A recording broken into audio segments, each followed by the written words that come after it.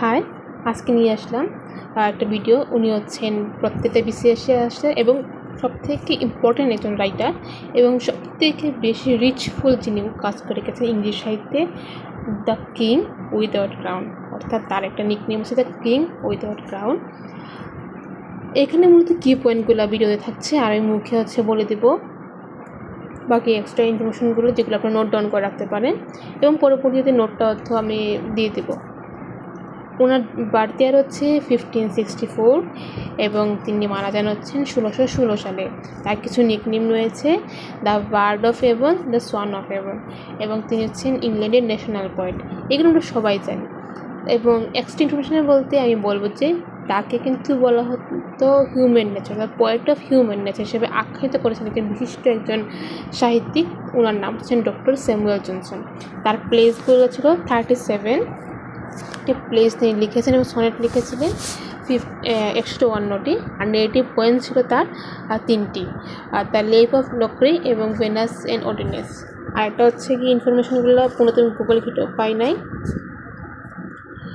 তিনি বাস করতেন হচ্ছেন গিয়ে এই যে স্ট্রেটফোর্ড এভনে, তার জন্য তাকে বলা হতো কিন্তু দ্য বার্ড অফ এভন।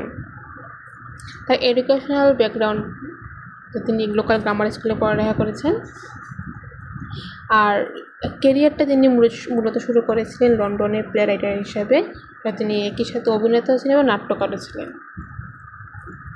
তার মেজর ওয়ার্ক তো আমরা বললাম 37 নাটকে 154টি সনেট ছিল। তার ফেমাস প্লেস ট্র্যাজেডিসগুলোর মধ্যে, প্লেসের মধ্যে আমরা 4 পার্ট জানি, ট্র্যাজেডি, কমেডি, হিস্টোরিক্যাল প্লে। সেগুলো ট্র্যাজেডির মধ্যে সবথেকে যেটি ব্যাখ্যাত ওটা হচ্ছে হ্যামলেট, ম্যাকবেথ, ওথেলো। আমরা আবার পরবর্তীতে এই হ্যামলেট, ম্যাকবেথ, ওথেলো নিয়ে হচ্ছে কি আমরা আরেকটা ভিডিও নিয়ে আসবো। ফেমাস প্লে যেগুলো কমেডি, এটা হচ্ছে Midsummer Night's Dream, Much Ado About Nothing. তার হিস্টোরিক্যাল প্লের মধ্যে আছে হেনরি চতুর্থ, যেটাকে বলে হেনরি 4, রিচার্ড 3 মানে আছে রিচার্ড তৃতীয়। আর শেক্সপিয়ারের ল্যাঙ্গুয়েজ এবং স্টাইল মূলত আমরা সবাই জানি তিনি আয়ামবেগ প্যারামিটারে লিখতেন এবং তার লেখার মধ্যে ছিল ড্রামাটিক স্টাইল। আর আয়ামবেগ প্যারামিটার মূলত হচ্ছে যেখানে 5 এক থাকবে, অর্থাৎ 5 লাইন, আর তারপর লিমেরিক থাকবে। এবং সনেট তো আমরা জানি কীভাবে সনেট অষ্টক এবং ষষ্ঠক যাকে বলে। কন্ট্রিবিউশন অফ ইংলিশ লিটারেচার, তিনি এটা আসলে বলার বাইরে, তিনি তার পূর্বসূরিকে বলা হতো ক্রিস্টোফার মার্লো। তিনি ক্রিস্টোফার মার্লোরে অনুসরণ করে অনেকগুলো লিখে গেছেন, বাট তার সাহিত্যকর্মগুলো ছিল মূলত সব থেকে বেশি এনরিচ।